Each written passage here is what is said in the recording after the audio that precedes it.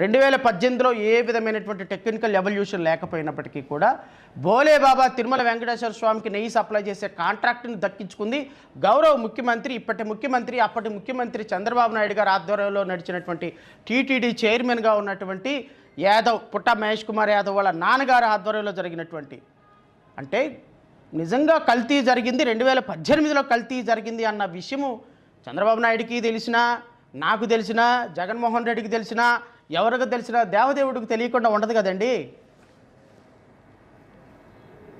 ఆ పాపము కలియుగంలో, త్రేతాయుగంలో, ద్వాపర యుగంలో చేసిన పాపాలు మరుజన్మలోకి వెళ్తాయంట. కలియుగంలో ఉన్న గొప్పతనం ఏంటంటే చేసిన పాపాలు ఇప్పుడే అనుభవించాలంట. కలియుగంలో ఆ కలియుగంలో చేసినటువంటి పాపాలు ఇప్పుడే అనుభవిస్తారు. చంద్రబాబు నాయుడు గారు మీరు చేసినటువంటి పాపాలు ఇప్పుడే అనుభవిస్తారు. మీరు ఏం ఆలోచించాల్సిన అవసరం లే. పవన్ కళ్యాణ్ గారు మాట్లాడినటువంటి మాటలు, చేసినటువంటి పాపాలు ఇప్పుడే అనుభవిస్తారు. నారా లోకేష్ గారు మీరు చేసినటువంటి పాపాలు, మీరు చేస్తున్నటువంటి పాపాలు కలియుగంలోనే శిక్షలు పడితే ఏం కంగారు లేదు. మీ పార్టీ అంతరించిపోవటం ఖాయం.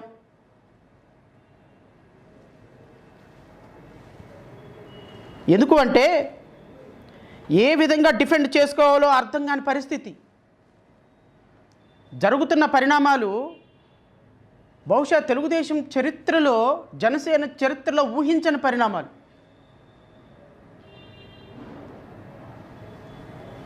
నేను చాలా చాలా వినయపూర్వకంగా చెప్పాను. నేను మళ్ళీ రాష్ట్ర ప్రజలకు చెప్తున్నా, మళ్ళీ నేను రిక్వెస్ట్ చేస్తున్నా. నేను ఎందుకు ఇన్నిసార్లు ఈ స్ట్రెస్ చేసి మాట్లాడుతున్నానంటే, రాజకీయాలకి దేవుణ్ణి వాడాలి అనేటువంటి ఒక దుర్మార్గకరమైనటువంటి ఆలోచన చరిత్రలో ఇంకో రాజకీయ పార్టీ చేయకూడదండి. అది ఏ దేవుడైనా కానీ, అది జీసస్ అయినా చేయకూడదు, అల్లా అయినా చేయకూడదు, వెంకటేశ్వర స్వామి అయినా చేయకూడదు. ఎందుకు అంటే ఈ విధంగా దేవుణ్ణి రాజకీయాలకి వాడాలి అనేటువంటి ఒక కుయుక్తులు ఒక సమాజాన్ని, ఒక వ్యవస్థని సర్వనాశనం చేస్తాయండి. నేను ఎందుకు ఇంత స్పష్టంగా మాట్లాడుతానంటే, జాకీర్ హుస్సేన్ అని ఒక అతను 8 మంది ప్రధానమంత్రుల దగ్గర, పాకిస్తాన్ ప్రధానమంత్రుల దగ్గర 8 మంది ప్రధానమంత్రుల దగ్గర అడ్వైజర్గా పనిచేశాడు. ఆయన మై పాకిస్తాన్ అని ఒక పుస్తకం రాశాడు. రాష్ట్ర ప్రజలందరూ కూడా గమనించండి. ఆయన ఏమంటాడు అంటే, ఆయన ఇప్పుడు లండన్లో బతుకుతున్నాడు. పాకిస్తాన్లో ఆయన బహిష్కరించేశారు. అక్కడికి వెళ్ళిన తర్వాత ఆయన ఒక పుస్తకం రాశాడు. దాంట్లో ఏమంటాడంటే, ఆయన పాకిస్తాన్ని నడుపుతుంది కానీ పాకిస్తాన్ ప్రజల ఒంట్లో ప్రవహిస్తుంది రక్తం కాదు, మతం. పాకిస్తాన్ ప్రజల ఒంట్లో ప్రవహిస్తుంది రక్తం కాదు, మతం. ఒక మతాన్ని ఏ విధంగా ప్రజల డెవలప్మెంట్ ఆశించకుండా, ఎడ్యుకేషన్ ఆశించకుండా, పిల్లల యొక్క న్యూట్రిషన్ ఆలోచించకుండా, పుట్టే తల్లుల యొక్క మరణాల శాతం, పుట్టుతున్న బిడ్డల యొక్క మరణాల శాతం, వాళ్ళ పౌష్టికాహార శాతం, పిల్లలకి ఎడ్యుకేషను, పిల్లలకి ఎంప్లాయ్మెంటు, పౌష్టికాహారం, జీవన ప్రమాణాలు, వీటి మీద పాకిస్తాన్లో డిస్కషన్ ఉండదండి. ఒకటే డిస్కషన్, ముస్లిము లేదా ఇండియా మీద దేశం. ఇవి రెండే. ఆయన ఇంకా ఎక్స్టెంట్కి వెళ్ళి ఏం రాస్తాడంటే, ఎవరన్నా పొడిచారనుకోండి, మన భారతదేశంలో అయితే ఆయనకు మరణశిక్ష లేకపోతే 14 ఏళ్ళ లైఫ్ ఇంప్రిజన్మెంట్ పడుద్ది. పాకిస్తాన్లో ఎవరన్నా ఎందుకు పొడిచావా ఆయన అంటే, భారత మాతాకి జై అన్నానికి పొడిచిస్తానండి అంటే కేసు లేదట. అంటే మతాన్ని, ఒక దేశం మీద ద్వేషంతో అక్కడ యువతను పెంచుతున్నారు ఆ దేశస్థులు. ఆయన చెప్తాడు, భారతదేశంలో కుక్క కూడా పాకిస్తాన్లో ఉన్న మనిషి కంటే స్వేచ్ఛగా బతుకుతుంది అంటాడు. దానికి కారణం ఏంటో తెలుసా సార్? పవన్ కళ్యాణ్ గారు, మీరు అనుకున్న సనాతన ధర్మం కాదు సార్. మీరు అనుకున్న సనాతన ధర్మం కాదు. ఈ దేశంలో పాకిస్తాన్లో కుక్క కంటే కూడా, పాకిస్తాన్లో భారతదేశంలో కుక్క కూడా పాకిస్తాన్లో మనిషి కంటే స్వేచ్ఛగా బతుకుతుందనే పదం ఎందుకు వాడారో తెలుసా? ఈ దేశ రాజ్యాంగం అన్ని మతాలను గౌరవించమని, స్వేచ్ఛగా బ్రతకమని, ఏ మతం యొక్క మనోభావాలను దెబ్బతీయకూడదని రాజ్యాంగం రాసినటువంటి ఒక పటిష్టమైనటువంటి ఆర్టికల్స్ ఈరోజు ఈ దేశంలో ఇంత స్వేచ్ఛగా అందరి మతాలు బతకడానికి ఉంటుంది. మీలాంటి వాళ్ళు వచ్చి క్రిస్టియన్లకి, ముస్లిమ్స్కి, హిందువులకి తగులు పెట్టేసేసి మీ యొక్క పగర్భాలు, మీ యొక్క పబ్బం గడిపేసుకునేటువంటి ఒక ప్రయత్నం చేసి భారతదేశాన్ని పాకిస్తాన్ లాగా చేయాలని, ఒక మతోన్మాద దేశంగా చేయాలనేటువంటి ఆలోచన మీకు వచ్చింది అని చెప్పటానికి ఈ ఉదాహరణ వాడా. లడ్డు అంశం కూడా అలాంటిదే. వెంకటేశ్వర స్వామి ప్రసాదంలో కలవకపోయినా పందికోవు, ఎద్దుకోవు, ఇంకా నారా లోకేష్ ఒక ముందుకేసి ఒక అడుగు పంది మాంసం కలిసిందంట. ఈ రాష్ట్రానికి ఒక ముఖ్యమంత్రిగా ఉన్నటువంటి 15 సంవత్సరాలు ముఖ్యమంత్రిగా చేసినటువంటి ఒక ఒక ఒక ఒక ఒక ఒక దేశానికి ఒక తాత్వికవేత్తలాగా, ఒక సీనియర్ పొలిటీషియన్గా ఉన్న ముఖ్యమంత్రి నోరులో నుంచి వినాల్సిన మాటలేనా అండి అవి? అలాంటి మాటలు మాట్లాడి మత విద్వేషాలు రెచ్చగొట్టాలి. నేను చాలా ఆశ్చర్యానికి గురయ్యా. ఎందుకంటే అసలు తెలుగుదేశం పార్టీ ఏ రోజు కూడా మతాన్ని ముందేసుకోవాలా. మొట్టమొదటిసారి మతాన్ని ముందు వేసుకొని తెలుగుదేశం పార్టీ హిందుత్వ పార్టీ అని చెప్పటానికి అని స్పష్టంగా అసెంబ్లీలో ప్రకటించడం అనేది ఒక చరిత్ర. ఆ క్షణమే మీ పార్టీ సెక్యులర్ భావాల్ని వదిలేసి, రాజ్యాంగాన్ని వదిలేసి, పాకిస్తాన్లో బెనజీర్ భుట్టో లాంటి ఒక మతోన్మాద పార్టీగా తయారైంది అని చెప్పడానికి మీరు అసెంబ్లీలో చేసిన ప్రకటనే కారణం. పోనీ తప్పేం లేదు, ఎవరి పార్టీ భావజాలం వాళ్ళకు ఉంటుంది. ఒక్కొక్కళ్ళ పార్టీ భావజాలం ఒక్కొక్కరికి ఉంటుంది. మీరు క్రిస్టియన్స్కి వ్యతిరేకించవచ్చు, పవన్ కళ్యాణ్ ముస్లిమ్స్ని వ్యతిరేకించవచ్చు, క్రిస్టియన్స్ వేరు, ముస్లిమ్స్ వేరు, మా హిందువులు అనొచ్చు, తప్పేం లేదు. ఎందుకంటే భారతదేశం సెక్యులర్ కంట్రీగా ఉన్నంత వరకు, హిందువులు ఎక్కువగా ఉన్నంత వరకు మీరు దాన్ని ప్రేమించండి, అభిమానించండి, తప్పేం లేదు. కానీ మిగతా కమ్యూనిటీస్ని ద్రోహులుగా చిత్రీకరించొద్దు అంటున్నాను నేను. మిగతా కమ్యూనిటీస్ని ద్రోహులుగా చిత్రీకరించే ప్రయత్నం చేయొద్దు అంటున్నా. ఈరోజు మీరు వెంకటేశ్వర స్వామి మీరు ఆడిన రాక్షస క్రీడ ఎవరిని దహించేస్తుంది? ఎందుకంటే కలియుగ దైవానికి, కలియుగంలో భూమి మీద ఉన్నటువంటి ప్రతి ఒక్క వ్యక్తి, దేవుడికి రాజకీయాలు ఉండవు, దేవునికి తన మన భేదం ఉండదు. దేవుని దృష్టిలో అందరూ ఒకటే, అది ఏ దేవుడైనా. కానీ వెంకటేశ్వర స్వామి క్రిస్టియన్స్ని, ముస్లిమ్స్ని పనిష్ చేస్తాడని అనుకుంటారా? ఆయన దృష్టిలో అందరూ ఒకటే. మీరు సృష్టిస్తున్నారు కులమత ఘర్షణలు. అందుకోసమనే ఆయన శాపం, మీ పాపాలు శాపాలుగా మారి ఆయన ఈరోజు మిమ్మల్ని శిక్షిస్తున్నాడు. నిజంగా కల్తీ జరుగుంటే, నిజంగా పందికొవ్వు ఎద్దుకొవ్వు కలిపి ఉంటే డబ్బుల కోసం గత ముఖ్యమంత్రి కలిపి ఉంటే పాపం ఎక్కడికి పోదు, ఆయన కూడా క్షమించడు. కానీ జరిగున్న దాన్ని మీరు బయటకు తీసుకొచ్చినట్టయితే మిమ్మల్ని ఖచ్చితంగా ఆశీర్వదించేవాడు వెంకటేశ్వర స్వామి.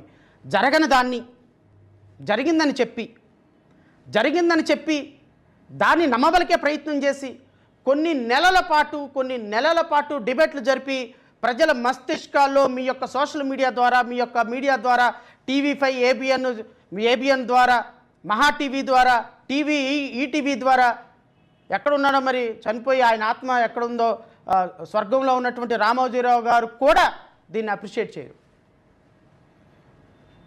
మరి మహా టీవీ వంశీ, ఏబిఎన్ వెంకటకృష్ణ, లేకపోతే రాధాకృష్ణ గారు, లేకపోతే TV5 మూర్తి గారు, లేకపోతే సాంబశివరావు గారు, వీళ్ళు మీ యొక్క ఎజెండాని తీసుకొని వాళ్ళు లడ్డూలో పందికోగలిసింది, ఎత్తుకోగలిసిందని వెంకటేశ్వర స్వామిని బదనాం చేసే ప్రయత్నం చేశారు కదా.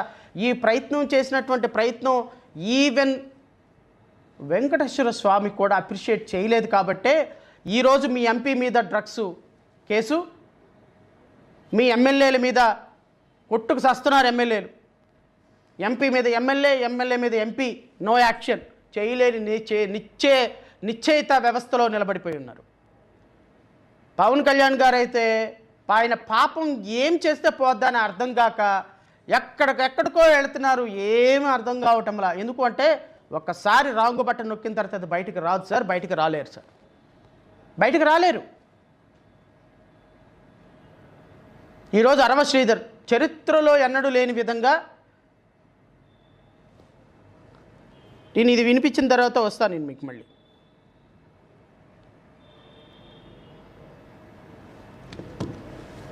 చరిత్రలో ఎన్నడూ లేని విధంగా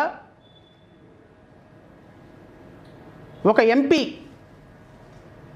డ్రగ్స్ కేసులో పట్టుబడటం, డ్రగ్స్ కేసులో పట్టుబడితేనంట పార్టీ కార్యక్రమాలకు దూరంగా ఉండక ఆయన దగ్గరకు ఉన్నాడా? కాదండి. ఆ తిరుపతిలో ఒక ఆయన ఉన్నాడు, కిరణ్ రాయల్ అని, నా మిత్రుడు. పాపం కిరణ్ రాయలు ఒక అమ్మాయి కిరణ్ రాయల మీద విపరీతమైన వెలిగేషన్ చేసి వారమంతా 10 రోజులంతా అదే చేస్తే కిరణ్ రాయల్ని ఏం చేశారంటే ఈ సోకాళ్ళు మహానుభావుడు, మహిళల కోసం, మహిళా ఉద్యోన్నతి కోసం చేసేటువంటి మహానుభావుడు పార్టీ కార్యక్రమాలకు దూరంగా ఉండాలి అంట. మీదొక పార్టీ, మీదొక కార్యక్రమాలు ఏమున్నాయా? మీ పార్టీ కార్యక్రమాలు దూరంగా ఉండక 25 నెలల నుంచి మీ పార్టీకి ఏమైనా కార్యక్రమాలు ఉన్నాయా దూరంగా ఉండక? అరే నిన్న ఆవిర్భావ దినోత్సవం కూడా ఎక్కడ పెట్టాల్సి వచ్చిందో అని చెప్పి తలుపులు వేసుకుని డోర్లో కూర్చొని చరిత్ర మార్చేటువంటి కంఫర్టబుల్ పొజిషన్లో ఉన్నావు. మనకు రావాల్సిన 10 కోట్లు రోజుకి వచ్చేస్తున్నాయి. పాప మనల్ని నమ్మి ఒక 10%, 7% ఓట్లు వేశారు, వాళ్ళు ఎప్పటికీ ఉన్నారు. సో పవన్ కళ్యాణ్ గారు చాలా కంఫర్టబుల్ పొజిషన్లో ఉన్నారు. నెలకు 300 కోట్లు వద్దన్నా వచ్చి పడుతున్నాయి, హ్యాపీ. ఈ 3 సంవత్సరాలు వచ్చి పడతాయి. కింద పడినా, మీద పడినా, బాధపడినా, మంచి పడినా, చెడపడినా ఆ 300 కోట్లకి నష్టం లేదు. హ్యాపీగా చరిత్రలో ఎన్నడూ చూడని డబ్బును చూస్తున్నారు. అట్లా బయటకు వచ్చి అడుగు పెట్టగానే హెలికాప్టర్ రెడీగా ఉంటుంది, స్పెషల్ హెలికాప్టరు. ఎవరికైనా ఉందా? ముఖ్యమంత్రికైనా ఉందా లేదా కానీ ఉప ముఖ్యమంత్రి గారికి ఉంది. ఇలా వెనక్కి తిరిగి చూడగానే 200 మంది హోంగార్డులు, 200 మంది మిషన్ గల్ల పట్టుకొని ఉంటున్నారు, సెక్యూరిటీ. మాదాపూర్ వెళ్ళినా, అనకాపల్లి వెళ్ళినా, అమలాపురం వెళ్ళినా స్పెషల్ హెలికాప్టరు. పాప సెంట్రల్ గవర్నమెంట్ నుంచి 4 రూపాయలు వస్తే, ఆ సెంట్రల్ గవర్నమెంట్ నుంచి 4 రూపాయలు వస్తే ఏదో ఒక రోడ్డు వేస్తారు ట్రైబల్ ఏరియాలో. ఆ రోడ్డు దగ్గర నుంచొని స్టిల్లులు పెట్టి ఫోటోలు దిగుతారు. ఆ ఫోటోలు మళ్ళీ సోషల్ మీడియాలో ఇదే కదా నీ కథ అని వెనకాల నుంచి ఒక మహర్షి సాంగు. ఏమి సాధించామని మనం మహర్షి సాంగులు వెనక నుంచి పెట్టుకొని ఎలివేషన్లు ఇవ్వటానికి? మనం ఏంటి సెంట్రల్ గవర్నమెంట్ నుంచి ఫండ్స్తో ట్రైబల్ ఏరియాలో ఒక రోడ్ వేస్తే చరిత్ర మారిపోయినట్టేనా? అదేదో సినిమాలో బ్రహ్మానందం ఆలీకి 10 పైసలు వేసి పో పండగ చేసుకోపో, అదేంటి సంక్రాంతి పండుగ, దసరా పండుగ చేసుకోపో అంటే ఆలీ అడుగుతాడు, ఏం పండుగ చేసుకోవాలరా నువ్వు వేసిన రూపాయితో అని. అట్లాగా మీరు వేసిన రోడ్డుతో ఏం చేసుకోవాలి వాళ్ళు? పవన్ కళ్యాణ్ గారు అది మీరేమో సొంత డబ్బులతో వేయించాల, కేంద్ర ప్రభుత్వం నుంచి వచ్చిన నిధులతో రోడ్లు వేయించారు. ఆ ట్రైబల్ ఏరియాలో వెళ్ళి ఆవిర్భావ దినోత్సవం పెట్టుకుంటే ఎవరికి మంచిది? మీ ఆవిర్భావ దినోత్సవం మీరు పెట్టుకున్నారు, దానికి ఇదే కదా అని మహర్షి సాంగు, శ్రీమంతుడు సాంగ్ వేసుకోవాల్సిన అవసరం ఉందా? ఏం సాధించామని మనం? 48% భూములు ట్రైబల్ ఏరియాలో అగ్రవర్ణాల చేతిలో ఉన్నాయి. నీకు దమ్ముంటే చేతనైతే అవి బయటకు తెప్పించు.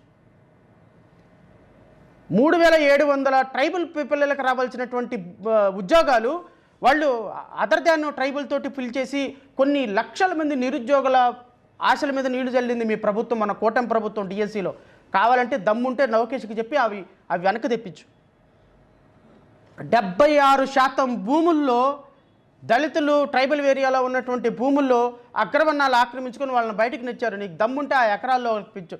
170,000 ఎకరాల్లో ట్రైబల్ ఏరియాలో ఉన్నటువంటి ఆక్రమణలో ఉన్నాయి వాళ్ళకి సంబంధించినటువంటి భూములు. నీకు వీలైతే దాన్ని బయటకు తెప్పించు. ఈ రోజు వరకు జీఓఎంఎస్ నెంబర్ 3 పునరుద్ధరిస్తామని మీ మేనిఫెస్టోలో పెట్టుకున్నారు. ట్రైబల్ ఏరియాలో ఉన్న పిల్లలకి ట్రైబల్ ఏరియాలో వాళ్ళతోనే వాళ్ళకి ఉద్యోగాలు వాళ్ళతోనే పూరిస్తామని అది మీ మేనిఫెస్టోలో ఉంది. వీలైతే నువ్వు మాట్లాడితే మేనిఫెస్టో కంబైన్డ్ మేనిఫెస్టో కదా, వీలైతే దాన్ని చేపించు.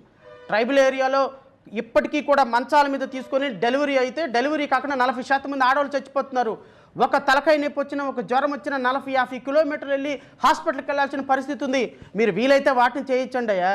అది పక్కన పడేసి 10 అడుగుల రోడ్డు ఒకటేసి దాని దగ్గర నుంచి తలగుడ్డ కట్టుకొని ఫోటోలు దిగి ఇదే కదా అని సాంగులు పెడితే నమ్మేసేటువంటి పిచ్చోళ్ళు ఉన్నారా ట్రైబల్ ఏరియాలో? వాస్తవాలుగా మాట్లాడండి సార్. తప్పు మీ మ్యానిపులేషన్ రాజకీయాలు ఇక్కడ కుదరవు.